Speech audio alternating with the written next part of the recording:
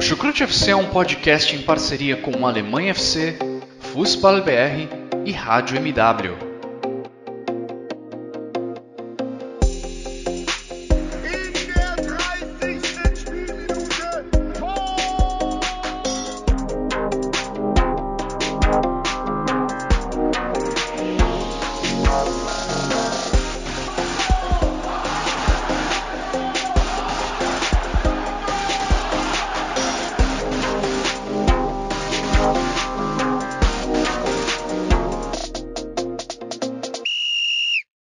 Sejam muito bem-vindos, fãs da Bundesliga. O meu nome é Guilherme Ferreira e eu recebo vocês para mais uma edição do Chucrute FC.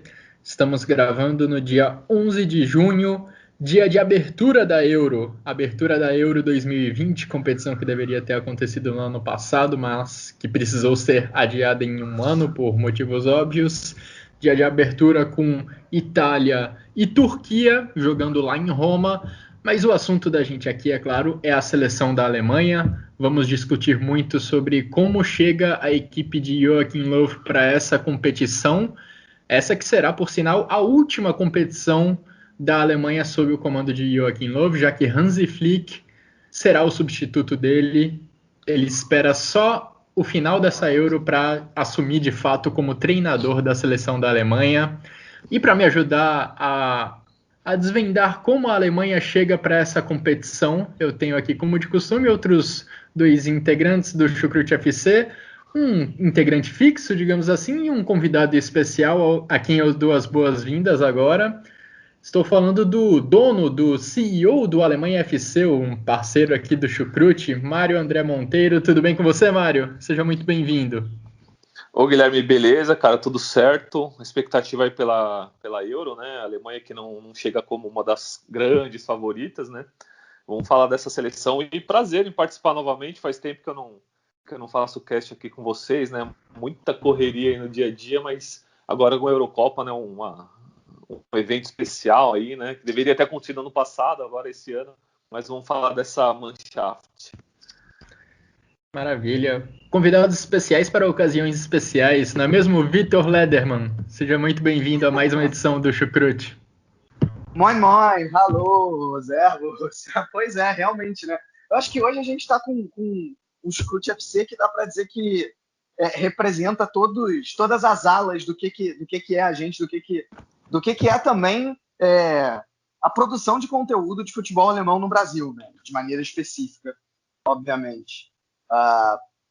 Porque a gente tem aqui agora um integrante raiz do Chucrute FC, sem desmerecer quem chegou depois, né, de maneira nenhuma, mas quando eu digo raiz é que está desde lá dos primórdios, coisa de 5 anos atrás no Chucrute, que sou eu.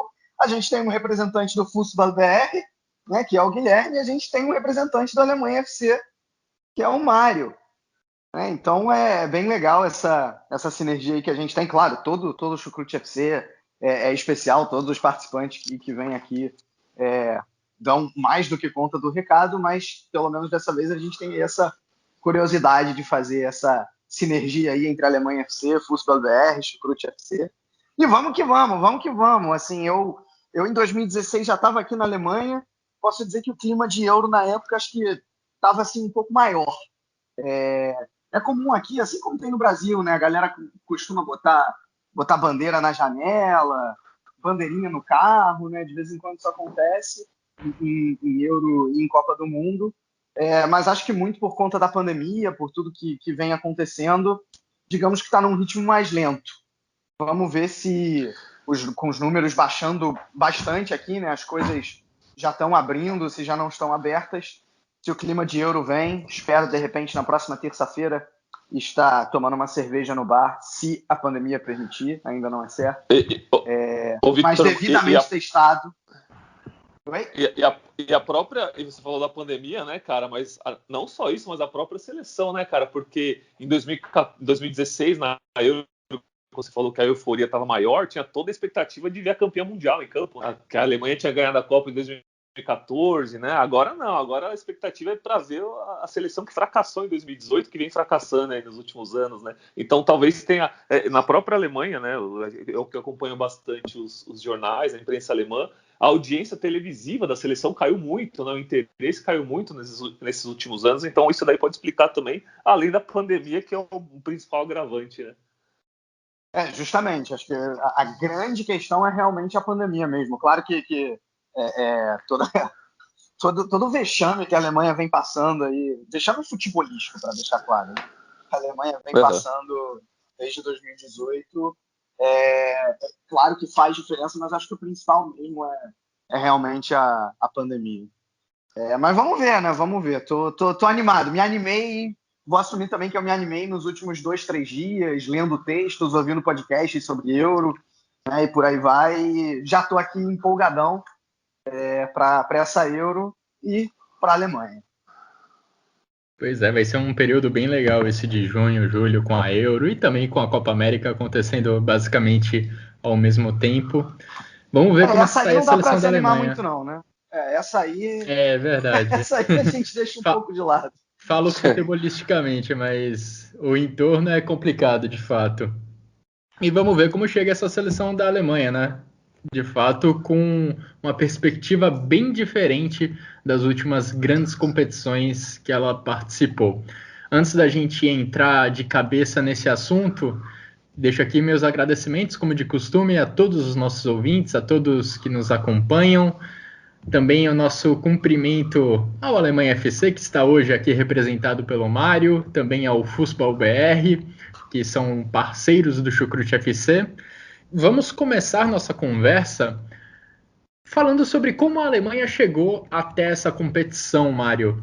Porque desde 2018 a Alemanha vem vivendo um período bem turbulento, com algumas derrotas marcantes, negativamente marcantes na sua história. Se a gente pegar esse período da Copa do Mundo até aqui, a gente teve rebaixamento na Nations League, um rebaixamento que acabou não se confirmando porque a UEFA ampliou o torneio, rebaixamento que aconteceu em 2019. Em 2020 teve o 6-0 contra a Espanha, que fechou o ano de uma forma desastrosa para a Alemanha. E já nesse ano nós tivemos uma derrota marcante para a Alemanha, a derrota contra o inexpressivo time da Macedônia do Norte. Então foi um período de muita turbulência e de questionamentos para cima do Joachim Löw. É o que você falou, você resumiu bem aí, né, Guilherme? A Alemanha, depois ali da Euro de 2016, que até fez uma boa campanha, né? Chegou até a semifinal, depois a campanha para a qualificação para a Copa do Mundo de 2018 também não foi ruim. Aí na Copa de 2018 as coisas começaram a desandar, né? O vexame que a gente já sabe como foi, você falou também do rebaixamento aí na Nations League, que acabou tendo o tapetão, né, da UEFA, que a Alemanha acabou ficando na primeira divisão, né, que é chamada primeira divisão. E falando nesse meio tempo, teve também as eliminatórias, né? Aconteceram as eliminatórias para a Euro, que querendo ou não foi uma campanha boa, né? A Alemanha caiu num grupo relativamente fácil, que tinha o adversário mais forte era a Holanda.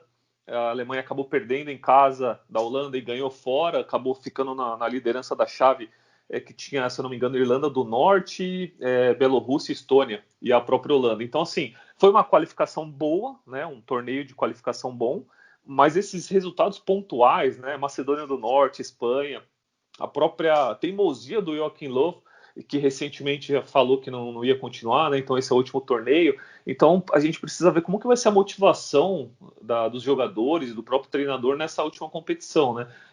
Muito se fala na Alemanha que o principal adversário da seleção vai ser ela mesma. A motivação de ser o último torneio do treinador, que não abre mão das suas convicções, né? A gente vai falar bastante disso aqui nesse bate-papo, né? Formação, convocação. Então ela chegou num momento bem turbulento, né? E eu acho que os melhores ares da Alemanha eles vão acontecer a partir da chegada, né? De quando o Hansi Flick assumir, de fato, a seleção da Alemanha depois da Euro. Então, até o final da Euro aí tem uma nuvem aí que a gente não sabe o que vai acontecer, mas de 2018 para cá foi um momento muito ruim e vamos ver o que vai dar nessa Euro. Pois é, acho que há muito tempo a Alemanha não chegava a um grande torneio com tantas interrogações em relação à formação tática, em relação a jogadores, em relação a desempenho. É, Vamos o que começar a dá, descobrir algumas respostas a partir da estreia contra a França. o que dá para comparar, Guilherme, é a Copa de 2002, né? Que a Alemanha chegou para a Copa de 2002 com muita desconfiança também, né? Que tinha feito aquela Euro de 2000 ridícula, ficando na penúltima posição, né? Aconteceram muitas mudanças ali na parte gerencial da Federação Alemã, né? Na formação de jogadores. E a gente sabe que na Copa de 2002 acabou chegando na final, perdeu do Brasil. Então pode ser um alento, né? A Alemanha chegou sob muita desconfiança naquela Copa de 2002, ninguém esperava nada e acabou chegando na final. Vamos ver se repete essa história. Aquela preparação para a Copa de 2002 teve ainda aquela derrota marcante nas eliminatórias contra a Inglaterra. Perdeu por 5-1 no Estádio Olímpico de Munique. Fazendo essa comparação com esse período de 2018 para cá, também foi uma derrota muito marcante que provocou alguns terremotos na estrutura do futebol alemão.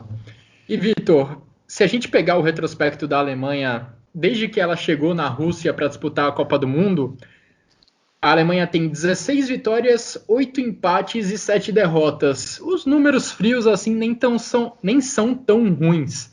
Mas se a gente olhar para os resultados em si, para alguns resultados, o cenário não fica muito bom para a equipe do Joachim Löw, não é mesmo? O que você me destaca desse período, dessa transição entre Copa do Mundo de 2018 e Euro 2020 e 2021? Eu acho até que vale um pouco mais para trás no tempo e ir para 2014, porque tem muita gente que gosta de dizer que a Alemanha começou a cair depois do título de 14, né? E, cara, eu acho isso uma distorção da realidade muito grande. Muita gente começa já a fazer as críticas ao trabalho do Löw no ciclo 14 e 18. E acho que o Mário, inclusive, falou muito bem. A campanha na Euro 2016 ela foi boa. A Alemanha perdeu para a França. Ela não foi sensacional, não foi? Teve empate com a Polônia na fase de grupos, né? Passou pela Itália nos pênaltis, num jogo que, na minha opinião, até jogou melhor. Então, assim, não foi uma Euro sensacional, mas foi uma Euro boa. Foi uma Euro que você pode colocar como bastante digna, e foi essa a impressão também aqui na Alemanha, né, da imprensa em geral, da torcida. Ninguém saiu da Euro de 2016 falando fora Löw, né? E aí, de 16 para 18, você teve ainda também o trabalho sendo assim bem feito, seja pelo Löw, seja pela federação, no sentido exclusivamente esportivo, né, exclusivamente de resultado. A Alemanha levou o time B para a Copa das Confederações, como deveria ser, e mesmo assim ganhou. Fez uma renovação, apareceram novos jogadores, né? Surgimento do Kimmich, por exemplo, o próprio Timo Werner surge ali. E aí, a Alemanha chega à Copa de 18 como favorita. É porque muita gente esquece disso. Talvez favorita junto com outras equipes. O próprio Brasil estava numa fase muito boa, a França. Mas a Alemanha estava... Espanha, bem lembrado. Mas a Alemanha estava na primeira prateleira para 2018. É porque depois que passa tudo aquilo, é muito fácil falar, eu apontei que a Alemanha não estava bem.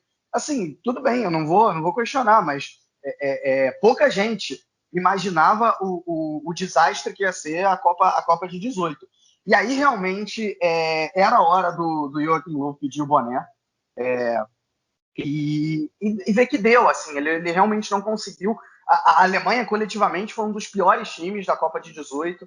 Né? Nada do que a equipe apresentou no ciclo 14 e 18 foi implementado na Copa do Mundo. E ali, para mim, era realmente o momento do Löw pedir o boné. A federação não estava convencida disso. Né? Inclusive, a partir do momento que a Alemanha é eliminada, não foi de imediato que tanto o Löw quanto a federação falou, não, nós vamos seguir com o trabalho. Não foi assim, né? Demorou ali uns 5, 10 dias, talvez até mais, agora eu não lembro exatamente, que federação e Löw, né, se reuniram e falaram, não, vamos seguir com o trabalho. Ou seja, já tinha naquele momento ali uma interrogação. E aí vem um ciclo bem ruim, né? Você falou aí dos números, Guilherme. É o que você falou, assim, os números eles são absurdamente frios, porque se você pegar ali o ano, o segmento do ano de 18 e o ano de 19, eles foram muito ruins. Eu acho até que, muito por conta disso, né, lá em 19, o Löw decide, entre aspas, aposentar o Thomas Müller, o Boateng e o Hummels. E hoje, muita gente fala que foi um erro. Eu acho, sinceramente, que isso não é uma verdade. Cara, o Thomas Müller e o Hummels eu acho até que menos, mas o Müller e o Boateng, depois de fazer uma Copa de 18 péssima, eles continuam na fase, inclusive pelos seus clubes, tá? E aí o Löw decide não convocá-los mais. O erro do Löw em relação a eles, para mim, nesse sentido, foi ter demorado tanto para voltar. Porque a partir do momento em que o Müller e o Hummels voltam a subir de produção, né, o Müller, principalmente com a chegada do Hansi Flick no Bayern de Munique, aí já era a hora de chamar. Tanto isso também porque a seleção não estava se desenvolvendo da maneira correta, né? O Löw tentou várias vezes colocar o time ali num 3-4-3, em vários momentos. Eu acho até que a ideia era boa de tornar a Alemanha um pouco mais rápida e um pouco mais móvel na frente, né? A gente ainda vai falar melhor isso agora mais para frente. Mas, no geral, faltou. Eu acho que faltou, primeiro, assim, nesse ciclo, né? Faltou, obviamente, questões táticas, teimosia do Löw, definitivamente. Assim, não tô passando pano pro Löw, já disse. Acho que ele deveria ter pedido boné após Copa de 18. Depois da goleada para a Espanha, mais ainda, né? Acho que era a demonstração de que pós-Copa de 18 a coisa não estava sendo bem feita. Mas ok, a federação optou por manter. Acho que teve algumas coisas positivas também, né? Como eu falei, eu acho que essa tentativa de renovação, principalmente no ataque, né? Aí você coloca ali Werner, Sané, Gnabry para fazer um ataque mais móvel, né? Com a chegada, com o surgimento do Havertz também, agora ainda a volta do Thomas Müller, né? Então acho que tem não foi assim, foi um ciclo de 18 para cá ruim, definitivamente fraco. Mas eu não acho que ele foi para você jogar fora completamente, né? É isso que eu quero dizer. Eu acho que muito vem da postura dos jogadores também. Isso foi muito criticado também ao longo desse ciclo. A postura dos jogadores ela não foi boa, não foi correta. E isso tem também elementos do técnico aí, né? A postura dos jogadores ela também é influenciada pela postura do técnico. Mas enfim, e aí eu acho que o Löw ele toma a decisão de sair, né, pós-Euro. Acho que até, entre aspas, na hora certa, né? Quando eu digo na hora certa, é que é melhor dizer isso agora do que dizer depois da Euro. Porque assim, de certa maneira, isso acaba sendo um escudo para ele, porque vamos dizer que na estreia a Alemanha perca para a França. E aí ninguém vai chegar e dizer assim, demite o técnico Löw. Não tem porquê, porque ele já vai sair, né? Então, ele tira um pouco da pressão sobre si, tira um pouco da pressão sobre o time, né? Acho que o time que gosta muito do Joachim Löw, vale dizer, assim, a grande maioria desses jogadores estima muito o Löw, e acho que tem um elemento positivo nisso, né? A ideia do Last Dance, né? A última dança de Joachim Löw, e de repente ele tentar ainda sair por cima depois de muitos anos, muitos anos positivos, né? O Löw assume a seleção ali no final de 2006 e, como eu falei, eu acho que até o momento da Copa de 18 ele foi um bom técnico. Ele está longe de ser um técnico sensacional. Acho que ele próprio sabe disso. Eu acho que o grande mérito dele é saber unir, por exemplo, na Copa de 14, né? Unir os principais pontos positivos do Bayern de Munique e do Borussia Dortmund da época, né? Vamos lembrar que um ano antes esses dois times tinham feito a final da Champions League. E agora a gente ainda vai falar melhor, não exatamente com o mesmo esquema tático, mas também tem aquele ditado, né, de se o Bayern vai bem, a Alemanha vai bem, né? E o Bayern está num bom momento, e talvez o Löw tente replicar, eu não digo nem do ponto de vista tático, mas replicar algumas coisas do que o Bayern de Munique vem fazendo em termos de sucesso esportivo. Vamos ver como é que vai ser. Aí você citou aí, Vitor, um dos grandes episódios da seleção da Alemanha nesse ciclo, ao lado dos trágicos resultados, como a eliminação na fase de grupos da Copa do Mundo, o rebaixamento na Nations League, o 6-0 contra a Espanha e a derrota contra a Macedônia do Norte, O outro grande episódio desse ciclo foi a, digamos, aposentadoria de Hummels, Müller e Boateng da seleção da Alemanha.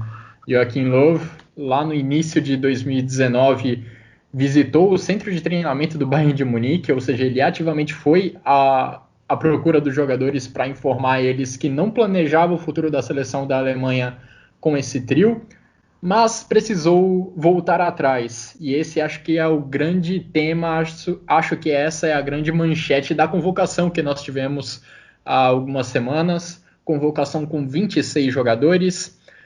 Além desse retorno do Müller e do Hummels, Boateng ainda ficou de fora, acho que nós tivemos outros grandes dois assuntos que eu selecionei aqui, que são problemas físicos que impediram a convocação do Ter Stegen. Ele precisou passar por uma cirurgia no joelho e não vai para essa Euro. O Manuel Neuer terá outro reserva. Inclusive, esse foi um assunto também muito quente desse último ciclo, né? Quem seria o titular da seleção da Alemanha, Neuer ou Ter Stegen? Esse debate ficou muito quente em determinado momento desse ciclo, mas atualmente o Neuer é claramente o número 1, especialmente agora com a ausência do Ter Stegen. Marco Reus também optou por ficar de fora da Euro. Ele não tem nenhum problema físico específico, mas o desgaste de tantos anos de carreira e a própria consciência dele de que se ele forçar muito o corpo, ele vai acabar estourando, fizeram o jogador do Borussia Dortmund ficar de fora dessa competição. E além disso, nós temos Kevin Volland, um jogador que era pedido até há um bom tempo na seleção da Alemanha pela falta de centroavance nesse elenco e acabou sendo chamado, digamos, de última hora. Ele que não vinha sendo chamado, mas justamente na convocação para a Euro, ele faz parte do elenco do Joachim Löw. Mário, falando dessa convocação de 26 nomes, o que mais te chamou a atenção? Você falou bem, né? Hummels e Müller, acho que talvez tenha sido o principal acerto, né? Eu convocaria também o Boateng. O Boateng teve 2 temporadas aí muito boas com o Bayern de Munique, foi importantíssimo na campanha da última tríplice coroa, né? Naquelas finais de Champions que aconteceram em Portugal. O Boateng jogou ali o fino, né, da bola, então acho que caberia, talvez não para ser titular dessa seleção, mas é importante você ter um cara, né, que vem de 2 boas temporadas, pelo menos no banco de reservas ali, porque acho que está meio claro que com a volta do Hummels, Rudiger e Ginter, que são, caso, né, o Low, eu acho que ele não vai abrir mão desse esquema de 3 zagueiros. Está muito claro que esses 3 são os titulares. O Zulli é um cara que também tem a confiança dele, apesar de eu particularmente não achar um grande zagueiro. Ele é grande na altura, né? Eu tive a oportunidade de encontrar no tamanho. Eu encontrei o Zulli na Olimpíada de 2016 aqui no Brasil, né? Quando a Alemanha jogou aqui na Arena do Corinthians, e ele realmente é um armário. Ele é bem alto, conversei com ele. E assim, só na altura mesmo, porque eu não acho que ele é um zagueiro à altura de seleção alemã, mas para ser um reserva, beleza, né? Acho que não teria problema. Então, eu convocaria o Boateng para ser um reserva de luxo e para ter esse toque de experiência para quando precisasse, ali numa emergência. Então, as voltas de Hummels e Müller acertadas, eu traria o Boateng de volta também. Você falou muito bem do Volland. O Volland é um cara que vem de boas temporadas na Alemanha, né? Não só pelo Bayer Leverkusen, mas no próprio Hoffenheim ele ia muito bem. Muita gente pedia a convocação dele. Ele já tinha sido convocado anteriormente, né? Mas há alguns anos. Nessas últimas listas ele não vinha aparecendo. E curiosamente, quando ele saiu da Alemanha e foi para o Mônaco, né, da França, que ele foi lembrado. E para mim, né, na minha opinião, o campeonato francês é muito menos técnico do que o alemão, né? Eu acho a Bundesliga perdendo ali só do inglês, talvez equiparado com o espanhol. Então o Volland precisou sair de uma liga que para mim é maior e melhor, foi para uma menor que a francesa, que tem 1 ou 2 times ali que a gente pode falar que são grandes, né? Para ser convocado, mas para mim também foi uma convocação acertada, né? A Alemanha vive esse dilema aí de centroavante desde que o Klose parou, né? Até depois que o Klose parou, até pedia, né? Para o Low, não para o Low diretamente, mas fazer esse apelo para o Low colocar o Thomas Müller de centroavante, né? O Müller que já vinha de campanhas muito boas em Copas do Mundo, né? 5 gols em 2010, 5 gols em 2014. Poderia colocar o Miller como um centroavante ali em 2018, acabou não fazendo. O Miller fez uma Copa muito ruim. Então tem esse dilema de centroavante na seleção. O Volland foi convocado, mas possivelmente não vai jogar, né? Ele vai ser um reserva, vai entrar no segundo tempo, quando precisar. Eu acho que ele não vai ser titular. E dessa lista de todos os jogadores aí que foram chamados, obviamente Marco Reus é uma ausência sentida, ele teria vaga nesse time sim, até pela boa temporada que fez pelo Dortmund. Muito se fala que ele está se preparando para a Copa de 2022, né? Vai saber, né? Imagina o Marco Reus 2022 ali com 30 e tantos anos, né? Um pouco mais experiente, no auge da sua forma física pode ajudar bastante. Mas eu não acredito. Eu acho que a Euro seria o momento ideal para ele, essa Euro de agora. Então é uma ausência sentida, mas obviamente foi por opção dele, o técnico não tem muito a ver com isso. E de toda a lista, talvez eu não levasse o Henry Kahn, do Borussia Dortmund, que para mim também é um jogador que eu acho que é superestimado, né? Desde do seu surgimento ali no Bayern de Munique, passou por Leverkusen, Liverpool, né? Eu nunca achei esse jogador espetacular, né? Nem um jogador mediano, eu acho ele bem abaixo da média. Eu levaria o Brandt no lugar, o Brandt do Borussia Dortmund, que também não é um espetáculo de jogador, mas ali na parte ofensiva, a gente lembra da Copa de 2018, quando ele entrava, ele mudava um pouquinho o jogo, né? Ele conseguia fazer fluir um pouco mais ali o setor ofensivo. Então eu levaria o Brandt no lugar do Henry Kahn. Mas assim, falando da lista no geral, não tem nenhum pormenor. Você falou também do Stegen, Ter Stegen também não vai fazer falta, porque o Neuer a gente sabe que se ele quebrar o braço, se ele deslocar o ombro, ele vai tratar nos 2 dias para poder jogar no jogo seguinte, né? O cara é fominha.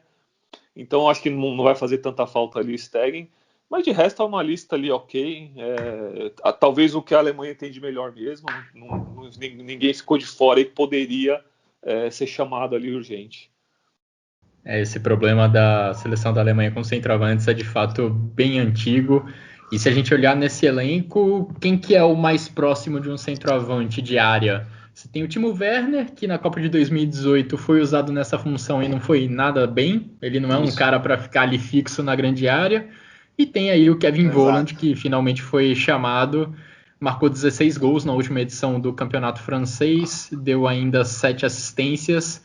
Vamos ver se ele será usado pelo Joachim Löw ou se ele vai preferir usar jogadores mais móveis. Então, uma opção boa é o Havertz, né, que já vinha jogando assim, ele jogou algumas vezes assim pelo Leverkusen, de falso 9, né, como as pessoas gostam de falar, ali um pouco mais centralizado na área, e no Chelsea também, acho que na final da Champions, se eu não me engano, ele foi usado ali um pouco mais centralizado, tanto que ele acabou fazendo gol. Então, acho que é uma boa opção também colocar o Havertz ali, que não que seja ideal, mas nessa falta de centroavante, a gente lembra, né? O que a gente teve recentemente? A gente teve Mário Gomes, Sandro Wagner. Então são caras que não chegam nem perto ali do que o Klose foi.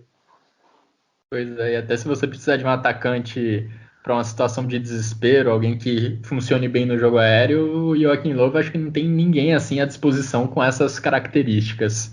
Um outro aspecto que me chamou a atenção nessa convocação é que tem muito jogador ali entre 24 e 28 anos. São mais precisamente 15 jogadores nessa faixa etária.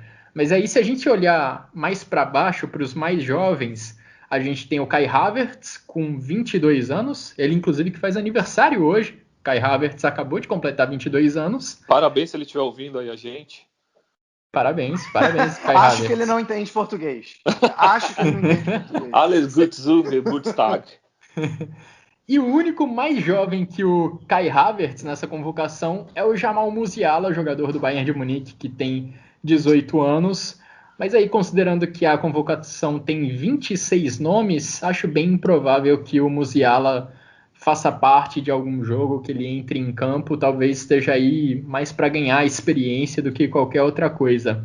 O Musiala é um caso até tem uma particularidade porque ele poderia optar pela seleção inglesa também, né? Que ele tem nacionalidade inglesa e tal.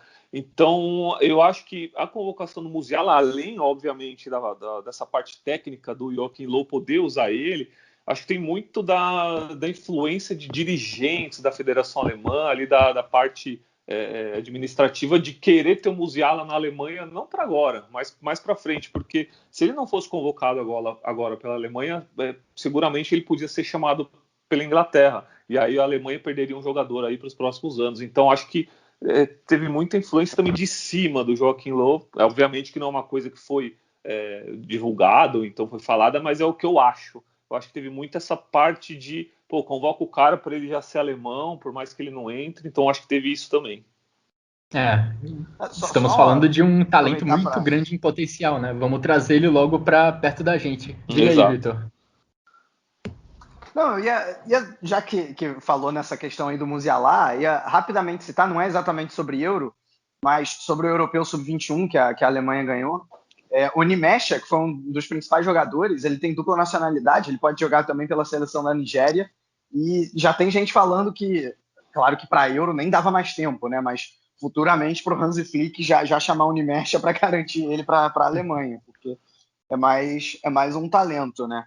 E já que a gente está falando em talento também, né? Um cara que poderia estar nessa seleção e que não está, talvez até eu não diria nem no lugar do próprio Musiala, mas talvez, por exemplo, no lugar do Emre Can, que o Mário citou, é o Florian Wirtz, né? Que foi outro nome essencial nesse Europeu Sub-21 que surgiu muito bem no Bayer Leverkusen. Ele chegou a jogar junto com o Havertz,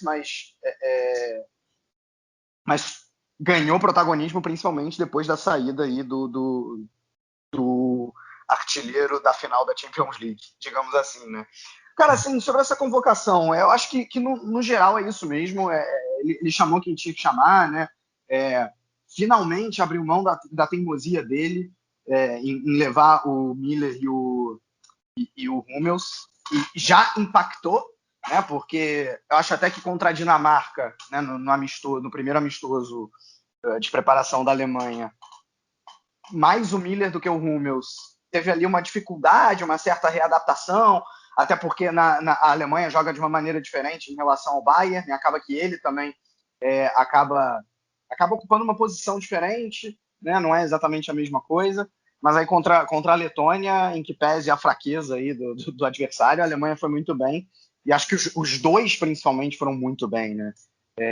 Então acho que isso não era, quer dizer, era óbvio para todo mundo de que os dois impactariam positivamente, como já impactaram. Acho que não tem chance. Não é, por exemplo, que nem era o Romário em 2002, né? Que assim, o Brasil inteiro pedia pro Filipão convocar e ele bateu o pé e não convocou, porque o Romário é um cara que, para começar, se ele ficar no banco, ele chia, né? Ele não é exatamente um cara de grupo. Acho que não é exatamente o caso do Hummels e do Miller, né? Que poderiam causar um ambiente complicado na seleção. Ao contrário, acho que eles só trazem experiência e benefícios, inclusive nos bastidores, né? Agora, uma coisa que, entre aspas, me incomodou nessa convocação, assim, eu concordo com o Mário, não levaria o Emre Can, não levaria levaria o Boateng. Agora, uma coisa que tem que ser dita do Löw, eu acho até que não é muito falado no Brasil, aqui é um pouquinho mais. E tem a chamada cota Freiburg, né? Não sei se vocês sabem disso. O Löw, tipo a cota Shakhtar. Tipo a cota Shakhtar do Brasil, né? Mais ou menos. Só que eu não sei, eu acho que no caso da Alemanha é um pouco diferente, porque assim, o Löw, ele nasceu ali perto da região, ele tem história no Freiburg. E verdade, direto ele tá nos jogos do Freiburg. Exatamente. E ele, inclusive, não é que ele já foi acusado, mas já levantaram a hipótese de que ele acaba favorecendo os jogadores da região, não necessariamente só do Freiburg, né? E aí tem dois nomes nessa lista que, sinceramente, eu acho que se fosse qualquer outro técnico, eles não estariam, né? Que é o Robin Koch, do Leeds United, mas era do Freiburg até outro dia, e o Günther, que, ok, fez uma boa Bundesliga, mas acho que para ser chamado para a seleção talvez seja uma forçação de barra, né? Acho que, por exemplo, tudo bem que o Günther não é a mesma posição, né? O Günther ele é mais um lateral esquerdo, um ala.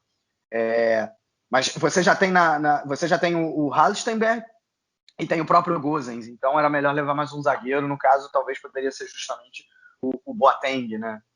ou o próprio Boateng no lugar do Corre. Então são dois jogadores que eu confesso que eu não entendi muito bem.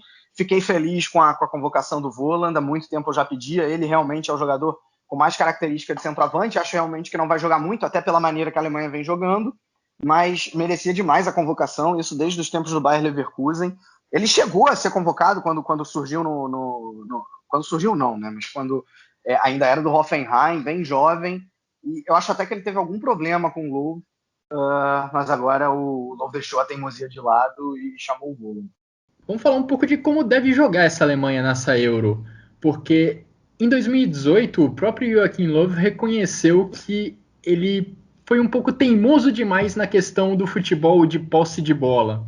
A gente viu basicamente nos 3 jogos da fase de grupos uma Alemanha que dominava a posse de bola, que rodava ela de um lado para o outro, mas que tinha problemas para criar jogadas e ainda por cima finalizava mal quando finalmente conseguia criar algo. Depois da própria Copa do Mundo, o Joachim Löw deu entrevista reconhecendo, olha, as bolas paradas e as transições fizeram muito a diferença nessa Copa do Mundo. A Alemanha foi punida, né, por esses 2 fatores, inclusive. E acho que o jogo de posse de bola tão forte acabou sendo um erro. E Joachim Löw reconheceu isso. E de lá para cá até dá para reconhecer que a Alemanha fez uma mudança saindo um pouco desse estilo de posse de bola pragmática, digamos assim, para tentar usar um pouco mais a velocidade dos seus atacantes. E não falta velocidade num país que tem Timo Werner, Gnabry, Havertz, entre outros. Então acho que esse é um estilo que a Alemanha deve adotar nessa Euro, principalmente considerando que terá França e Portugal no grupo, 2 outros times que não devem ficar recuados, que não devem colocar seus 11 jogadores sentados na grande área para se defender, como acontece em alguns casos nas eliminatórias ou em outras competições. E para você, Mário, como que você acha que essa Alemanha vai jogar nessa Euro, considerando que tem adversários dificílimos nessa fase de grupos, na França e em Portugal, além da Hungria?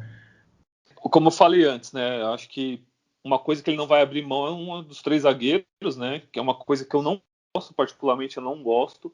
Eu sou São Paulino aqui no Brasil, né? E o São Paulo vem jogando com 3 zagueiros. Tá precisando engolir isso, então. Então, assim, é uma coisa. Eu não gosto desse esquema com 3 zagueiros, mas é uma coisa que vem dando certo. Mário, só uma dúvida. Você não gosta da Alemanha? Você não gosta da Alemanha com 3 zagueiros ou você não gosta de 3 zagueiros em geral? Não, eu não gosto do esquema de 3 zagueiros. Ainda mais depois da era Muricy Ramalho, eu fico impressionado. Exatamente. Falar isso. Exatamente, cara. O Muricy ali naquela época de 3 brasileiros só jogava com 3 zagueiros, né? Campeão mundial também foi com 3 zagueiros. Mas eu não gosto, cara, sabe por quê? Principalmente nessa Alemanha, falando agora da Alemanha especificamente, que são 3 zagueiros, os 2 que avançam ali, o Hummels provavelmente vai ser o líbero, vai ser o cara que vai ficar mais centralizado, vão ser Ginter e Rudiger, e a Alemanha joga com essa linha alta de zagueiros, então é Ginter e Rudiger ali armando o jogo, no meio de campo defensivo e ofensivo, assim como acontece no São Paulo, fazendo esse paralelo, com Arboleda e Bruno Alves armando, sabe? Eu acho que você perde um talento, né, no caso ofensivo. Você tira um meio de campo, um volante que sabe tocar bem, ou então um meio campista mais avançado, ou até mesmo um atacante, para colocar um zagueiro trabalhando bola, sabe? Tudo bem, na recomposição pode ser que seja um pouco mais seguro você ter 3 zagueiros. A gente não viu isso contra a Espanha, por exemplo, que a Alemanha tomou 6 nesse esquema. Mas eu não gosto desse esquema. Mas enfim, é o que o Joachim Löw vai fazer, né? E eu acho que é a convicção dele. Acho que ele não vai abrir mão disso, a não ser que aconteça alguma coisa específica dentro da própria Euro que faça ele mudar, assim como aconteceu na Copa de 2014. Pouca gente lembra, mas o Philipp Lahm começou a Copa como um volante, né? Ninguém gostava, o lateral direito era o Mustafi, né? E a Alemanha fez ali uma primeira fase, tudo bem, ganhou de Portugal de 4-0, teve a expulsão do Pepe que ajudou bastante, mas foram dois outros jogos sofríveis contra Gana e Estados Unidos. E a própria oitavas de final contra a Argélia foi um jogo muito difícil. E nesse jogo contra a Argélia foi quando a Alemanha ganhou a Copa do Mundo, que foi quando o Mustafi se machucou, ele que era o lateral direito, e obrigatoriamente o Joachim Löw teve que colocar o Lahm para lateral. A Alemanha ganhou a Copa do Mundo aí. Então, acho que se não acontecer alguma coisa desse tipo, né, uma lesão, tal, o Joachim Löw não vai mudar a convicção dele, ele vai com esses 3 zagueiros, gostaria que mudasse, mas assim, dentro do que tem, beleza, vai com os 3 zagueiros.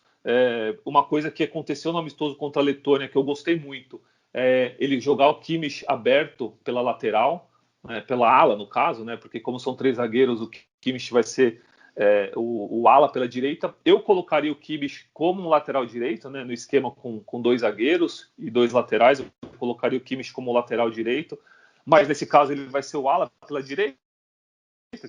E, tudo bem, ele vai ter um pouco mais de liberdade defensiva, e a gente sabe que o Kimmich é um cara que tem visão de jogo, ele sabe cruzar. Então acho que esse foi um acerto legal do Joachim Löw, né, de colocar o Kimmich aberto. O Gosens pela esquerda também é um cara que na Atalanta também joga com 3 zagueiros e se destaca pela ala, fazendo gols, assistências, também ajuda na marcação. E no meio de campo, eu acredito que ele vai usar o Kroos e Gundogan. O Goretzka, por mais que tenha feito já são 2 temporadas excelentes aí pelo Bayern de Munique, eu acho que o Goretzka vai esperar um pouquinho, apesar de eu gostar muito dele, né? Gosto muito do Goretzka, mas o Gundogan no City, né? É um cara que tem essa experiência de jogar com... O campeonato inglês é um campeonato mundial, né? Que se a gente for parar para ver, todas as seleções ali tem jogador do campeonato inglês e o Gundogan joga contra eles, né? Nisso, Gundogan e Kroos. Acho que o grande problema aí da seleção, né, o que ele vai cabeça é no ataque, né? Acho que o Miller vai ser o titular absoluto com o Gnabry, acho que ele não vai abrir mão desses 2. E essa terceira vaga no ataque que está em aberto, né? A gente falou do Volland, que pode ser o cara como centroavante, o Werner também, né? Que, campeão da Champions pelo Chelsea, sendo titular. O Havertz pode jogar ali também, tem o Sané. Então, eu acho que essa função, esse terceiro homem de ataque que está em aberto, que eu, sinceramente eu não sei como que o Joachim Löw vai fazer, a gente vai saber agora na estreia contra a França. E assim, a perspectiva é boa. Se você for parar para pensar, a Alemanha tem um elenco individual bom, né? Agora com as voltas de Hummels e Miller, é um time titular muito bom. O Vitor adiantou aí dos jogadores da Cota Freiburg, né? O Koch, o Gunther, que são caras que foram convocados. Eles vão ser como é o lateral do Borussia Dortmund, que veio aqui para a Copa de 2014, o Durmi. Eles vão ser o Durmi. Não, o Durmi, eles vão ser o Durmi da Copa de 2014, sabe? Que não vão entrar. Então, assim, são caras que vão passear só na Euro. Então, assim, é um time titular bom. Acho que a Alemanha tem tudo para fazer aí uma boa primeira fase. Mais para frente das perspectivas dos adversários, né? Sim, eu acho que os 3 atacantes, e precisando saber quem que é esse terceiro aí, a gente vai saber em breve. Voltando a comparar com o time de 2018, acho que a gente tem 3 mudanças fundamentais no time que entra em campo, no time que deve entrar em campo nessa Euro. Primeiro, essa questão do jogo de posse de bola, que não é uma marca mais tão forte dessa equipe do Joachim Löw, que agora está preferindo apostar bastante também em jogadas em velocidade, com Sané, com Gnabry, transições, dando 2 passos atrás para roubar a bola um pouco mais atrás com o campo aberto para atacar. E tem 2 questões que o Mário acabou de mencionar, né? Joachim Löw foi e voltou durante esse ciclo inteiro entre 3 zagueiros, linha de 4, 3 zagueiros, linha de 4. Nos últimos 2 jogos jogou com 3 zagueiros, então a expectativa é que pelo menos comece dessa forma na Euro. E a outra questão é o Kimmich, né? Jogou como lateral lá em 2018, depois veio para o meio de campo, e agora de repente ele volta para a lateral direita, ou melhor, para a ala direita. Foi essa a posição dele nesse último teste da Alemanha antes da Euro, e é talvez lá onde ele jogue pelo menos durante esse início de campanha na Euro. E para você, Vitor, o que mais te chama a atenção nessa equipe e o que você acha que o Joachim Löw vai colocar em campo? Acho que só antes de ir exatamente para essas questões mais táticas e tal, eu quero dizer o seguinte, a Alemanha, para muita gente, acho que com razão, né, a gente ainda vai falar melhor dos adversários mais à frente, ela está definitivamente uma prateleira abaixo da França, de Portugal, mesmo da Inglaterra, que tem uma geração muito boa surgindo, da própria Bélgica. Acho que muito pelo ciclo ruim que a gente já comentou. Cara, mas é até uma ironia isso, porque a gente, claro que o Bayern de Munique, né, tem assim um individual muito qualificado, mas a gente cansou de dizer que a grande força do Bayern de Munique é o seu coletivo.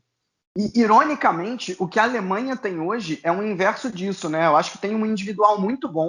Eu acho que do meio para frente não deve, talvez com exceção da França, não deve a nenhuma outra seleção do mundo. Assim, você ter um ataque com Havertz, Gnabry e Thomas Müller, em que no banco estão sentados Sané e Timo Werner, é um luxo que talvez nenhuma outra seleção tenha. Talvez a França, né? Como eu acabei de dizer. Né? Você tem um meio-campo com Kroos, Kimmich, Goretzka e Gundogan, assim, é algo absurdo, sabe?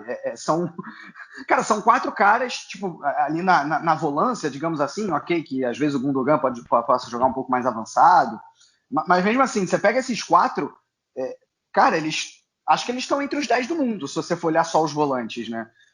Então, assim, é um absurdo, é um absurdo. O problema é que o Löw, acho que também, por só ter trazido, por exemplo, o Thomas Müller agora, ter feito todo esse ciclo perdido que a gente já comentou, esse individual todo ainda não é um time exatamente, né? Ainda não tem um coletivo que você olhe e confie realmente, né? Só que, curiosamente, a França de 18, ela era muito olhada dessa maneira também. Tem um individual muito bom, mas ainda não tem um coletivo que você possa confiar. E dentro da Copa de 18, esse coletivo apareceu. Pode ser que aconteça a mesma coisa com a Alemanha, né? E que o Löw encontre esse coletivo. Eu acho que isso é perfeitamente possível, né? Tudo bem que a defesa ela destoa um pouco em relação ao ataque, né? Realmente, Ginter, Rudiger, apesar do Rudiger ter feito uma segunda metade de temporada sensacional com o Thomas Tuchel no Chelsea, assim, não são jogadores de classe mundial, né? Digamos assim. Então você tem aí um certo desnível. O próprio Gosens é um bom jogador, mas não está no nível desses outros que a gente acabou de citar. Né? Então, assim, é um time que talvez seja um pouco desequilibrado em termos de talento na defesa e no ataque.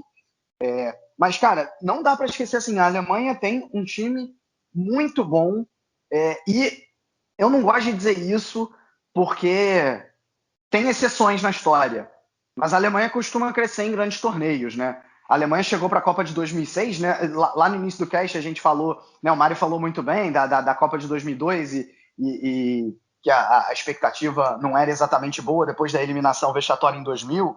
A grande verdade é que a Copa de 2002 foi mais um acidente do que qualidade, né? Porque a Euro de 2004 também foi extremamente vexatória. E a Alemanha caiu na primeira fase e chegou para 2006 em casa completamente desacreditada. E aí cresceu. Cresceu na Copa de 2006, cresceu na Copa de 2014, né? Chegou à final de Euro em 2008, semifinal em 2012. Então é um time que acaba que a camisa muitas vezes pesa. Como eu falei, tem exceções na história. Em 2004 também se falava isso. Não, a Alemanha está mal, porque a Alemanha fez um ciclo 2002-2004 horroroso. Mas muita gente falava na época. Não, mas agora vai crescer num grande torneio. E foi o que foi, né? Eliminada na primeira fase, empatando com a Letônia na ocasião. Então é uma situação, né, que não é assim, não, a Alemanha vai crescer num grande torneio. Não, não é bem assim, né? Mas acho que assim, a gente tem que colocar a Alemanha na história do jeito que ela é, cara. E eu já ouvi várias vezes o Mário dizendo isso. A Alemanha pode entrar num torneio de porrinha que vai entrar para ganhar como favorita, né? E eu acho que essa Euro ela não é exceção. Tem talento no time, né? Tem qualidade e dá para acreditar, sim. Né? Assim, claro, eu concordo, acho que tem seleções melhores, como eu já citei aqui, mas o time da Alemanha está longe de ser um time só mediano. Né? Não, o time da Alemanha é bom. Cara, sobre o jogo, então, eu não tenho, diferente do Mário, eu não tenho nada exatamente contra o esquema de 3 zagueiros.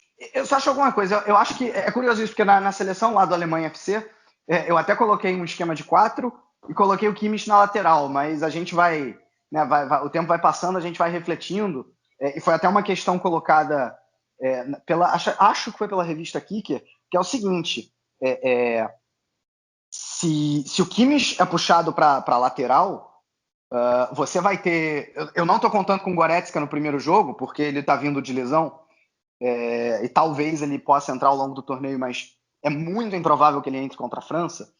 Você vai ter um meio campo com Kroos e Gundogan, falta um certo poder de marcação aí, né? Então, nesse sentido, seria melhor... Contra Pogba e Kanté do outro lado. Isso contra Pogba e Kanté do outro lado, e num time que é absurdo nas transições com o Mbappé, Griezmann, e agora ainda tem o Benzema, que não é exatamente jogador de transição, mas que tem uma qualidade absurda, né? Então, enfim, o Gundogan e o Kroos, eles não dariam esse poder de marcação que a Alemanha necessitaria. Então seria melhor, talvez, povoar um pouco mais o meio-campo, entrar com os 3, e com o Kimmich no meio-campo e uma linha de 4, mas aí você fica com uma interrogação, ok, então quem entra na lateral direita? Você vai improvisar? Improvisar não, porque o Ginter já jogou várias vezes lateral direito, e em muitas delas jogou bem. No próprio Borussia Dortmund, inclusive, quando ainda jogava lá. Mas de todo jeito, é uma questão, né? E aí, a partir do momento, então tá bom, vou dar mais qualidade na minha lateral, que não é tão boa, então vou colocar o Kimmich na lateral, que aí ganha uma qualidade absurda nesse lado direito. Então, ok, mas aí talvez seja melhor jogar com 3 zagueiros para ter um pouco mais de segurança na defesa, entendeu? Então, é mais ou menos essa interrogação que a Kicker colocou. Ela falou assim, mas tipo, realmente dá para confiar? Porque contra a Letônia, a defesa praticamente não é testada, né? Esse sistema de marcação, né? A capacidade do Kroos e do Gundogan de marcarem, isso não é testado, né? E a gente viu contra a Dinamarca problemas na transição. O gol, inclusive, ele sai numa transição rápida lá do Poulsen, que a gente conhece bem por jogar no Leipzig, né? Então, eu fico realmente com essa dúvida.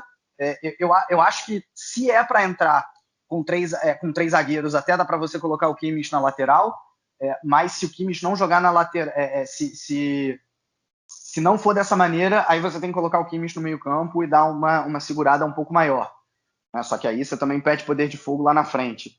E no ataque, né, também acabamos de falar, as opções são bastante fartas. Eu acho que diante da situação, a melhor opção seria ter Gnabry, Müller e Havertz. Nem definiria quem joga centralizado entre Müller e Havertz. Acho que teria que ter muita movimentação, e é assim que a própria Alemanha jogou algumas vezes. O Bayern de Munique, quando não teve o Lewandowski e não era o Choupo-Moting, chegou, acho que foi um ou 2 jogos que jogou dessa maneira, com o próprio Gnabry ali também revezando na frente, né? Então acho que dá para jogar muito bem Müller, Havertz juntos com Gnabry. Para mim, acho que essa é a melhor opção de ataque. Você ainda pode colocar o Timo Werner, dependendo da situação do jogo. Ainda tem o Sané, né, que tem muita velocidade, mas aí é uma outra questão, né? O Sané, ele quando joga, acaba que ele não é um cara que recompõe bem defensivamente. Teve até um episódio no jogo contra a Dinamarca do Kimmich, bem entre aspas, dando uma dura no Sané, falando, olha só, você tem que marcar também, né?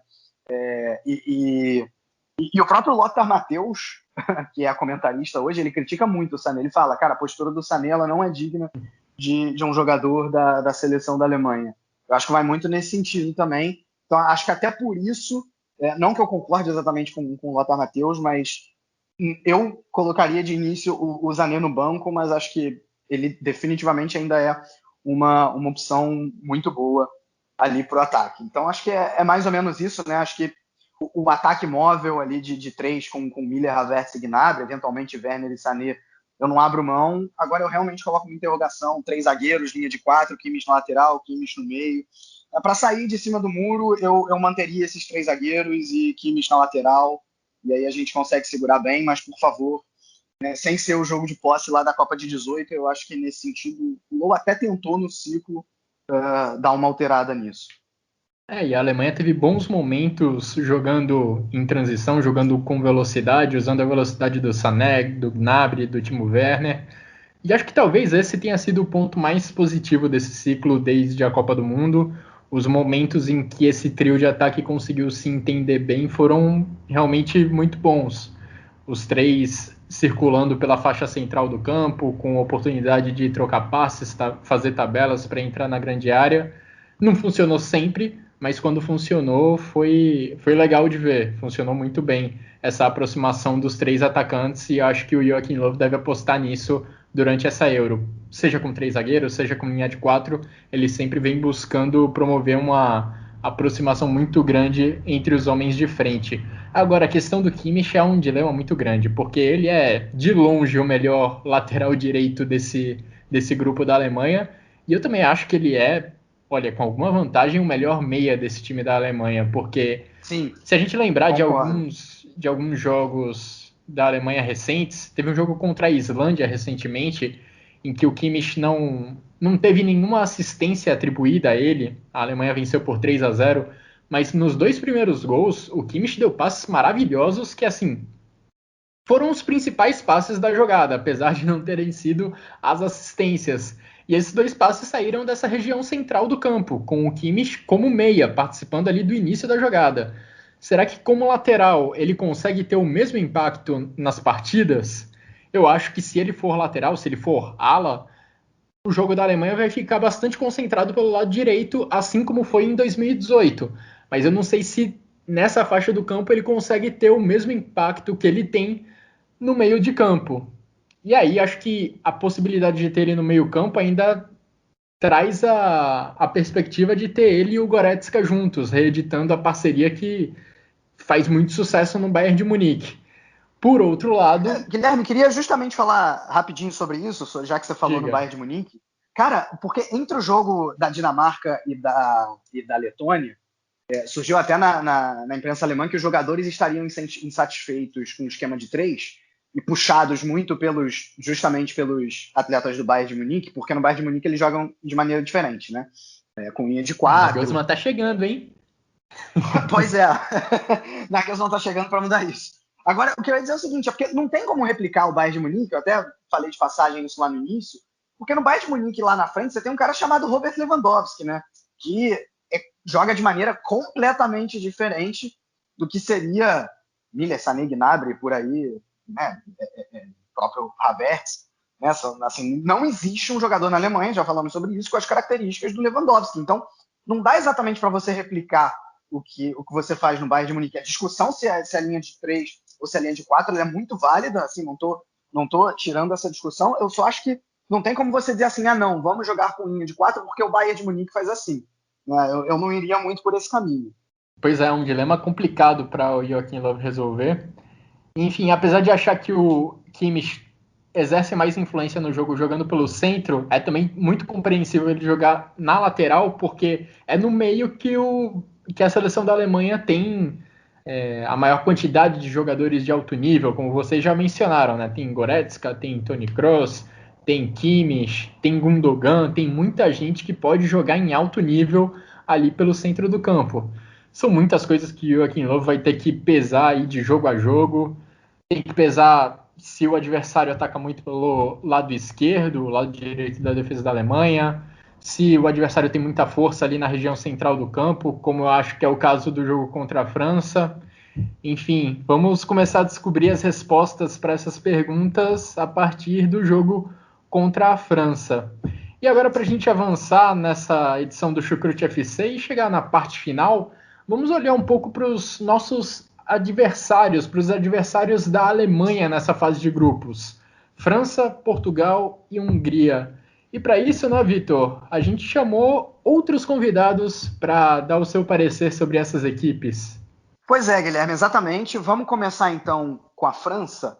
E aí a gente chamou o Renato Gomes Rodrigues. Ele vai se apresentar melhor.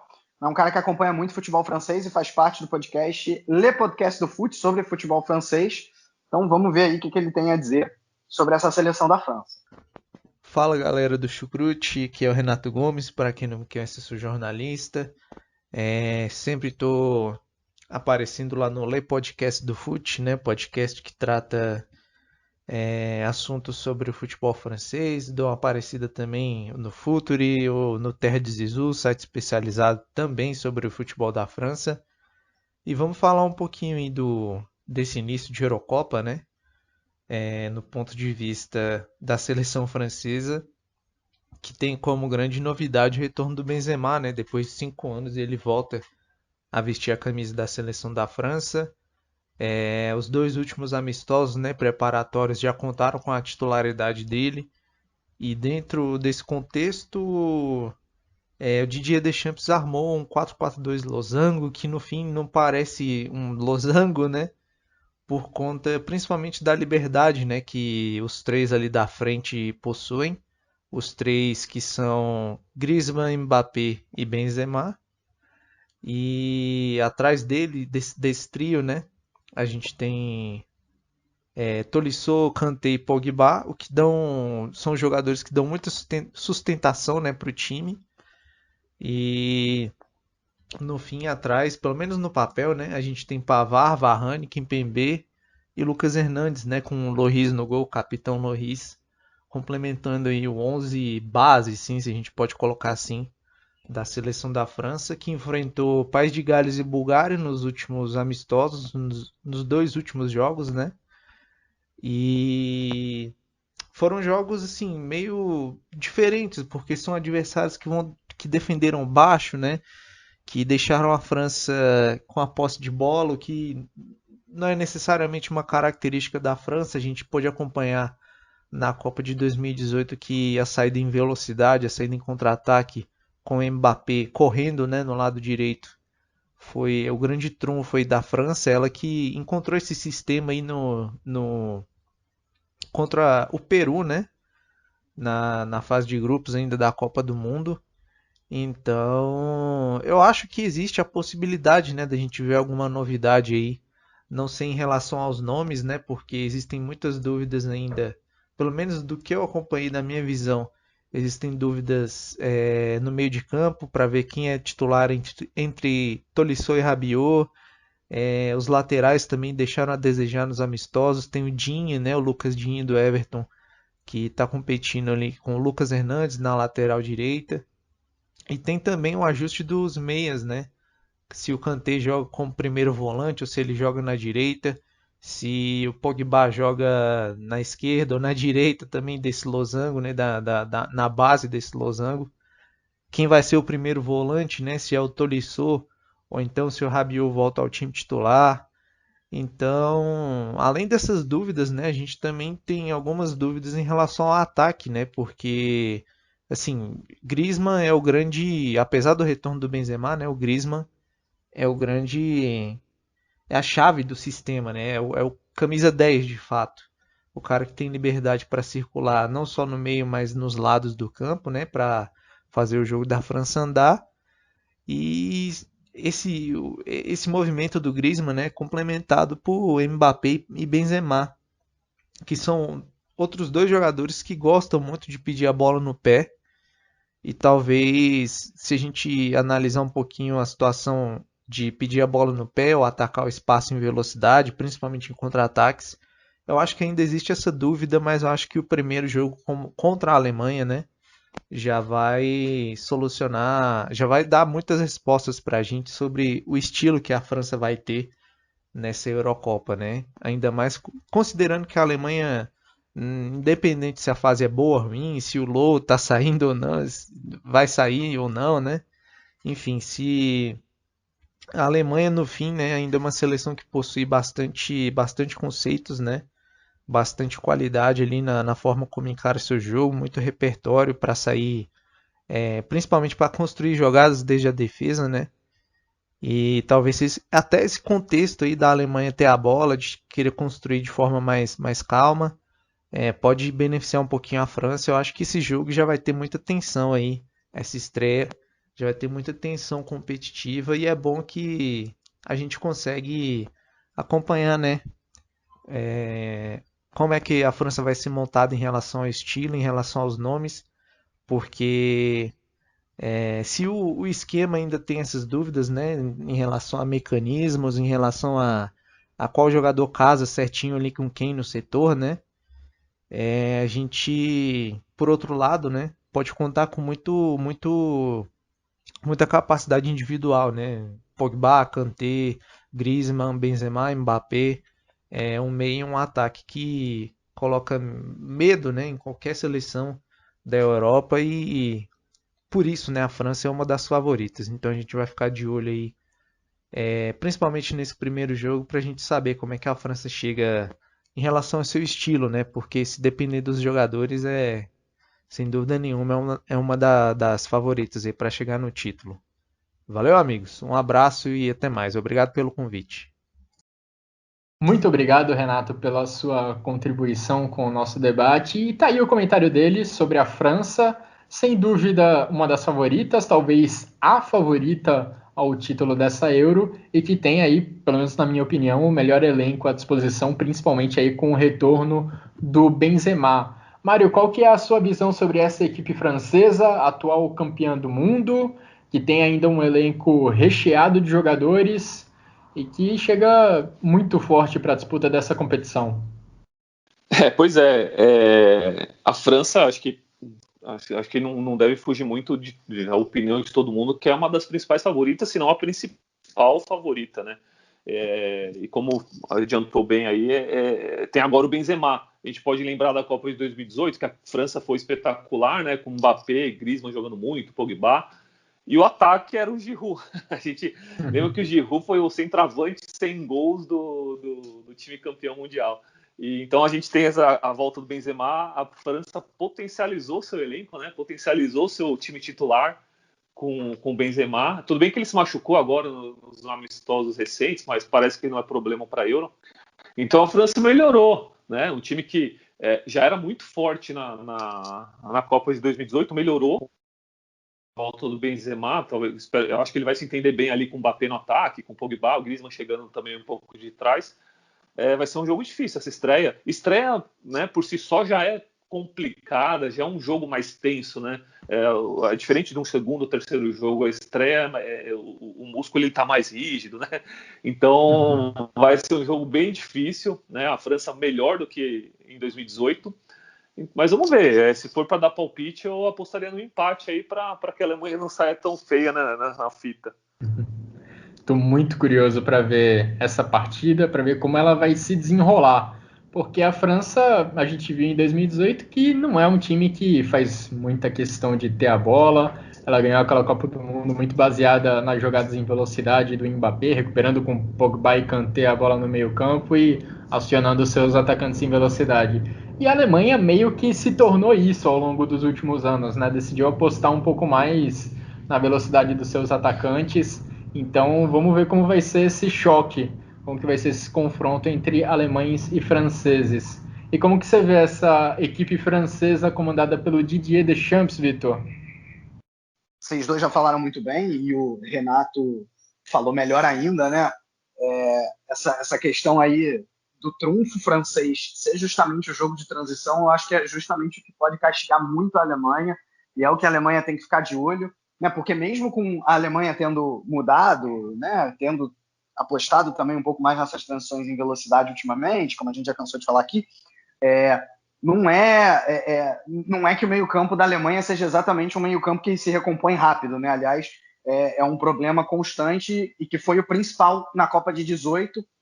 Mesmo com a Alemanha mudando o seu estilo, não é que isso tenha acabado, e acho que é justamente aí que a França pode castigar demais, né? Considero também a França a principal favorita, cresceu de 18 para cá, acho que não tem o que discutir em relação a isso. Aliás, acho que isso é um problema, entre aspas, para a Alemanha, porque a Alemanha caiu de 18 para cá, né? Definitivamente. Estou falando assim, o time que chegou para a Copa de 18. Ele caiu de lá para cá, e a grande maioria das seleções evoluiu, a grande maioria.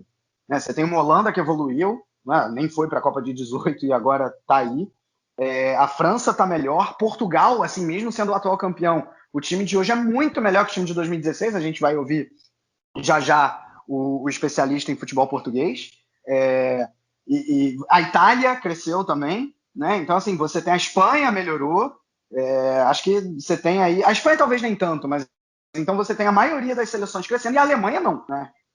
Isso é um problema que pode acontecer aí nessa Euro, né? Mas especificamente sobre a França, acho realmente acho até que é o adversário mais perigoso da Alemanha. O problema é que é justo na estreia. O que a Alemanha tem a seu favor, que a gente acabou não comentando quando falamos exclusivamente da Alemanha, é que vai jogar os 3 jogos em casa, né?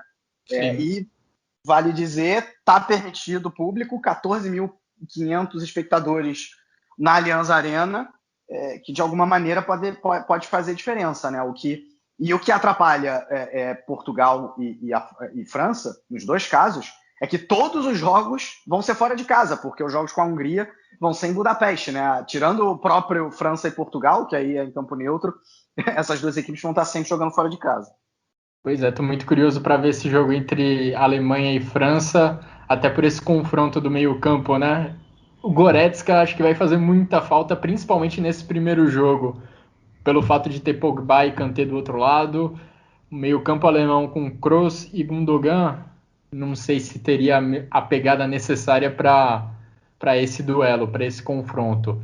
Passando para o segundo jogo da Alemanha nessa fase de grupos, a Alemanha enfrenta Portugal.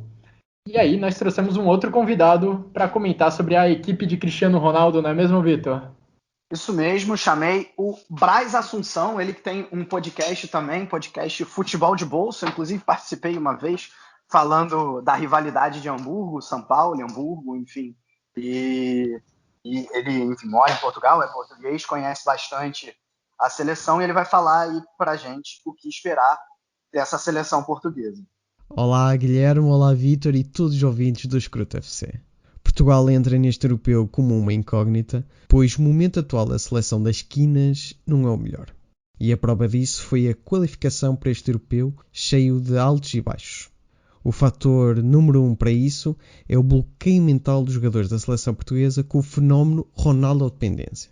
E vocês devem estar a perguntar o que é esse fenómeno. Bom, o fenómeno Ronaldo-dependência, de uma forma simples, os jogadores assumem que todas as movimentações e decisões têm que ser tomadas pelo seu capitão, pelo Ronaldo. E como devem calcular, isso bloqueia e fica bastante previsível o jogo da seleção portuguesa. O que é muito mau, porque temos, na minha opinião, uma das melhores gerações da seleção portuguesa. A meu ver, somos a seleção número 2 com talentos individuais. Em primeiros, na minha opinião, está a França. Ou seja, existe esse bloqueio mental que não deixa Portugal ser criativo e usar os seus jogadores tecnicistas ao mais alto nível serem isso mesmo. Provavelmente é uma questão tática e técnica do próprio selecionador, o Fernando Santos, mas fica muito, muito mal. Nós não conseguimos criar situações de perigo com tantos jogadores talentosos e criativos. Vocês, se repararem bem, temos Bernardo Silva no Manchester City e o Bruno Fernandes. Eles quase que são eclipsados nos jogos da seleção. Para não falar na jovem promessa, João Félix. Ele praticamente não entra em jogo. Mas, volto a frisar, temos uma das melhores seleções e temos talento para isso. Como o próprio selecionador é perito em fazer milagres, e vamos todos lembrar de 2016, estamos numa esperança de que este realmente seja um europeu bom, e que já estamos habituados a jogar no grupo da morte. Para os mais nostálgicos, quem se lembra do Euro 2000, principalmente os alemães, não é? Que estávamos no grupo da morte, com a Alemanha e a Inglaterra, e Portugal classificou-se em primeiro lugar. Em 2012 também foi a mesma situação. Portanto, vamos esperar por um grande europeu, por grandes jogos, e Portugal tem que estar ao seu mais alto nível, se quiser apurar-se. E, como também passa os melhores terceiros, Portugal pode também candidatar-se a essa próxima fase da competição em terceiro lugar. Temos grandes jogadores em destaque. Um dos casos, vocês passam a vida a falar nele, que é o André Silva, que fez uma grande época, mas provavelmente vai ser a reserva do Cristiano Ronaldo, dependendo também do esquema tático que o Fernando Santos quiser utilizar. Temos Diogo Jota, para mim irá ser uma das revelações deste campeonato europeu, porque está numa boa forma e um jogador desequilibrante e não tem aquele bloqueio que eu vos falei no início. Ele não é Ronaldo dependente, bem pelo contrário, ele quer assumir também o protagonismo e é jogadores destes que fazem falta ao jogo da seleção portuguesa. Também de relembrar as prestações do Ruben Dias, o central que irá fazer dupla com o Pep, um veterano de 38 anos que ainda anda nestas leads europeias ao mais alto nível. Não me parece que tem 38 anos, assim como o nosso capitão, ou o Cristiano Ronaldo. O Ruben Dias é um jovem promissor e que fez uma excelente época na Premier League ao serviço do Manchester City. Ele evoluiu muito este ano com o Pep Guardiola e estamos todos com grande esperança que faça um grande campeonato europeu. O seu companheiro da defesa, o Cancelo, também fez uma grande época no City. E estamos também esperançosos que aquela ala direita faça grandes estragos neste campeonato europeu. O meio-campo, por si só, é muito vasto e para várias opções. O cabeça de cartaz desta seleção no meio-campo tem que ser o jogador do Manchester United, o Bruno Fernandes. Ele na seleção tem prestações medianas, algumas até medíocres, mas a gente espera sempre grandes coisas deste Bruno Fernandes. É um dos jogadores que fica muito Ronaldo dependente, porém eu espero que ele atinja o pico da maturidade, que mostra aquilo que fez no Manchester United, que mostra neste campeonato europeu. É com grande esperança que nós portugueses vemos esta competição e quem sabe fazemos o grande feito da Espanha de sermos bicampeões europeus. Isso é uma tarefa muito árdua, mas o nosso engenheiro Fernando Santos, o engenheiro do Euro, tudo é possível. Amigos, esta foi a minha prestação. Ver-vos por aí e bom trabalho. Muito obrigado ao Braz Assunção pela contribuição nesse podcast. E a conclusão que eu chego, Mário, é que a Alemanha teve a sorte de cair no grupo dos dois times talvez mais talentosos no mundo atualmente, as seleções com atletas de mais alto nível. Talvez não sejam as equipes coletivamente falando mais organizadas, vamos descobrir isso na Euro, mas em termos de talento individual, França e Portugal estão muito bem servidas. Bom, é isso aí. A gente está falando do último campeão da Copa e do último campeão da Eurocopa, né? Não poderia ser um grupo mais complicado para a Alemanha, né? Mas ainda bem que passam 3, né? O terceiro colocado pode passar ainda para a próxima fase. Eu não duvido que a Alemanha possa ficar numa terceira colocação, enfim. Mas falando do embate aí contra Portugal, Portugal, como que é o nome dele? Braz, né? Braz. Como o Braz Assunção falou, ele tem essa Cristiano Ronaldo dependência, né? E é verdade, né, cara? O número de talentos individuais ali de Portugal é enorme, né? O João Félix, o próprio Bernardo Silva, tem o Diogo Jota, que surgiu agora no futebol inglês, né? Que foi pro Liverpool. Eles precisam jogar sem o Cristiano Ronaldo. Talvez pareça um pouco o que acontece aqui no Brasil, né? Que tem a Neymar dependência, né? Tudo bem que a seleção brasileira foi campeã da última Copa América aqui no Brasil sem o Neymar, né? O Neymar se machucou, mas quando ele não joga, a gente vê um Brasil muito abaixo, muito regular. E quando o Neymar joga, é um Brasil mais incisivo, né? Então acho que acontece isso muito em Portugal também, né? Por mais que o Cristiano Ronaldo já esteja aí nos últimos suspiros da sua carreira, né? 35 anos de idade, vamos ver até quando ele aguenta, jogando em alto nível, claro. Mas tudo passa pela condição do Cristiano Ronaldo. Se ele estiver bem, a seleção vai bem. Se ele estiver mal, a seleção vai mal. Tudo bem que na última final de Euro, né, ele se machucou logo no começo do jogo ali contra a França e a seleção se virou sem ele e acabou conquistando o título, né, dentro da própria França. Mas eu acho que depende muito do Cristiano Ronaldo, depende muito de como ele chega para essa Euro. Fisicamente a gente já sabe que ele chega bem, né, diferente da Copa de 14, que ele chegou muito mal aqui no Brasil. Nessa ele chega bem. A idade pode ser que pese um pouco, vai pesar, obviamente, né? Um cara com 35 anos tem uma explosão diferente de quando ele tinha ali 27, 26, no auge do United, no auge do Real Madrid.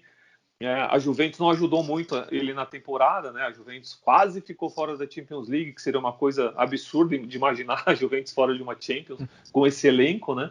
Então o Cristiano Ronaldo está sim numa fase decadente na carreira.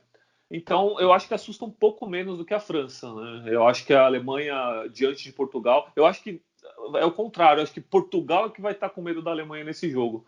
Então acho que Portugal vai entrar um pouco mais retraído, vai entrar um pouco respeitando muito mais aAlemanha. E aí sim que a Alemanha pode aproveitar e nesse jogo eu aposto numa boa vitória alemã. Claro, a gente que eu digo a Alemanha, né? Porque eu torço para a Alemanha, acho que vocês também torcem pelo sucesso da Alemanha. o que a Alemanha precisa fazer é neutralizar as bolas que chegam para o Cristiano Ronaldo, porque a gente sabe da qualidade dele, né? A gente sabe que chegou para ele na área, ele tem capacidade de finalizar, fazer gol, criar jogada de perigo. Neutralizando essa bola que chega para ele, a chance de sucesso é muito boa. Então, eu acho que até a Alemanha vai conseguir uma vitória não tranquila, mas uma boa vitória contra Portugal, eu acredito bastante. Curioso que Alemanha e França se enfrentaram algumas vezes ao longo dos últimos anos. Teve o duelo pela semifinal da Euro em 2016, depois elas se enfrentaram mais algumas vezes pela Nations League. No caso de Portugal é diferente. A última vez que Portugal e a Alemanha se enfrentaram foi na Copa do Mundo de 2014, quando a Alemanha, como o Mário já lembrou nessa edição do Chucrute, venceu por 4-0, uma expulsão do Pepe Cedo acabou encaminhando essa goleada. E o último adversário da Alemanha nessa fase de grupos é a equipe da Hungria, a equipe que claramente é a mais fraca do grupo, pelo menos a nível individual. E se alguém quiser passar desse grupo, com certeza pensa em vencer a Hungria, não é mesmo, Vitor? É mais ou menos isso, né? A Hungria, assim, acho que não tem time mais azarado nessa Euro do que os Magiares, porque os caras têm a oportunidade de jogar em casa, mas vem logo, talvez, né, os dois maiores favoritos, como vocês já falaram, né? França e Portugal, e uma Alemanha que também está jogando em casa e que a gente já cansou de falar aqui, tem muita qualidade também. Então, muito complicada a situação da Hungria. É um time que provavelmente vai jogar com linhas baixas, tentando se defender ao máximo e sair no contra-ataque, né? Três dos principais destaques dessa seleção húngara a gente até conhece relativamente bem, né? Porque jogam na Alemanha, só que dois desses destaques estão na defesa, o Gulaxi e o Orban, e realmente são bons jogadores, mas não acho que vão conseguir fazer muita coisa diante desses adversários. E o Szoboszlai, que também, aliás, os três, né? Jogam na Alemanha, os três jogam no RB Leipzig. Só que o Szoboszlai nem não jogou, joga. Né? Pois o Szoboszlai não jogou no Leipzig, porque se machucou, e não se recuperou a tempo da Euro. O cara mais talentoso da Hungria, definitivamente, e não vai poder jogar, né? Então, a Hungria, acho que a única coisa que a Hungria tem realmente ao seu favor, né, do seu lado de positivo, é o fato de jogar 2 jogos em casa contra a França e contra Portugal, porque depois também vai ter que sair para jogar contra a Alemanha. Pois aí, talvez, Mário, a vantagem, talvez a única possibilidade da Hungria conseguir surpreender nesse grupo seja a aposta na defesa, a aposta num time que vai jogar recuado. E aí é um cenário totalmente diferente, né, para a Alemanha, porque se contra a França e Portugal a gente espera jogos de maior trocação, com os dois times buscando o gol, contra a Hungria o cenário deve ser bem diferente. A Alemanha, apesar do adversário ter uma qualidade individual inferior, a Alemanha deve ser testada de uma forma diferente, contra um estilo de jogo diferente. Totalmente diferente, né? Vai ser o terceiro jogo, então a Alemanha já vai saber ali o que precisa fazer contra a Hungria, né? Dependendo dos dois resultados ali contra a França e Portugal, né? Então a Alemanha, obviamente que dá para apostar numa vitória boa contra a Hungria, né? Por mais que seja um rival que jogue fechado, né? Que tenha jogadores na defesa que conheçam o futebol alemão, como o Vitor destacou. Tem o Zalai no ataque do Mainz, né? Sim, também verdade. Mas que também não. Uma andorinha só não faz verão, né? E ele também não é esse jogador espetacular para a seleção da Alemanha ficar com medo. Então, assim, obviamente que tudo depende de como a Alemanha vai entrar nessa partida. E o mais importante de tudo, né? Como o Guilherme falou, para classificar, as 3 seleções principais precisam ganhar da Hungria obrigatoriamente. E para conseguir uma vitória em jogo assim, jogo difícil de Euro, com um adversário fechado, é muita intensidade no começo para tentar fazer o gol logo. Porque fazendo o gol logo, aí a outra seleção, no caso a Hungria, vai ter que se abrir um pouco mais, ou então talvez não ofereça tanto perigo, e aí sim abriria a porteira para a Alemanha fazer mais gols e se tranquilizar dentro da partida. Então acho que o segredo para esse jogo contra a Turquia é talvez fazer um gol ali antes dos 15 minutos, porque se não fizer, o tempo vai passando, né? A gente viu no Brasil aqui recentemente, né? voltando ao futebol brasileiro, o CRB que eliminou o Palmeiras martelou e não conseguiu fazer o gol. Disso. O Palmeiras martelou e não fez o gol, né? Então, acontece, né? Um time muito superior tecnicamente, com uma defesa fechada do adversário, às vezes não faz o gol. Então, abrindo o placar cedo, tranquiliza. Então, acho que essa é a chave, né? O Lô vai ter que explicar bem, vamos tentar a intensidade para fazer o gol rápido para ganhar o jogo. Pois é, vamos ver se a Hungria consegue surpreender alguém, mas se há alguma vantagem para a Alemanha é que o confronto com os húngaros é na terceira rodada, quando a Hungria possivelmente já vai estar eliminada, não vai ter grandes aspirações para a sequência da competição, então pode entrar com uma guarda um pouco mais baixa. Mas vamos lembrar que a Coreia do Sul também já estava eliminada na terceira rodada da Copa do Mundo de 18, né? Então isso não garante... Quase, não estava exatamente. Estava quase, né? Era quase? Ainda tinha alguma chance a Coreia do Sul? Ainda tinha chance, tinha que ver no saldo de gols. Enfim, não deu. O título da Copa da Coreia foi ganhado da Alemanha, eles foram campeões. Sim, verdade. Isso é verdade. Não, é verdade, assim, tem essa chance da Hungria chegar já eliminada, mas eu diria que essa chance é pequena, né? Porque como passam 3, acho que só se a Hungria tomar 2 goleadas, né? Tipo, porque mesmo se perde os 2, ainda chega ali com uma chancezinha lá. Chega ainda, porque eu acho que Portugal em 16, queria até conferir isso, mas Portugal em 16 classificou com 3 empates. Exatamente. Né? Então você pode, de repente, classificar com 3 pontos. Exatamente, né? Então, você pode classificar com 3 pontos. Então, mesmo que você perca as 2 primeiras, a não ser que seja de uma goleada, que aí você não tem mais como tirar o saldo, né? Ainda chega com alguma chance. Então, acho que essa possibilidade é pequena. Eu, inclusive, falo particularmente, eu acho essa fórmula de disputa bem ruim. Por que não colocar logo grupos com 2 classificando direto, todos os outros eliminados? Muito mais simples, senão você tem que ficar fazendo contas, vendo 1001 possibilidades, um grupo acaba, você não sabe ainda se aquele time está classificado ou não, é uma confusão. Mas assim a gente termina essa edição do Chucrute FC, edição em que passamos sobre todo esse ciclo da Alemanha, né, entre 2018 até 2021, falando sobre os problemas, falando sobre as possibilidades para Joachim Löw. E vamos acompanhar então como vão ser os últimos capítulos de Joachim Löw comandando a seleção da Alemanha. Hansi Flick é logo ali, ele já está se preparando para se tornar o novo treinador da seleção da Alemanha, mas mais importante do que isso é acompanhar como será o grande finale de Joachim Löw. Será que vai ser com sucesso como foram boa parte dos anos de Joachim Löw na seleção da Alemanha? Será que vai ser de decepção como foram os últimos anos? Será que vai ser um meio termo? Por que não? Vamos descobrir isso a partir de terça-feira, quando a Alemanha entra em campo contra a França. E o Chucrute FC vai acompanhar toda essa caminhada da seleção da Alemanha.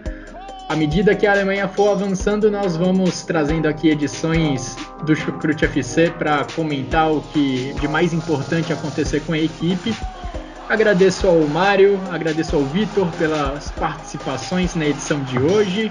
Um grande abraço a todos e até a próxima.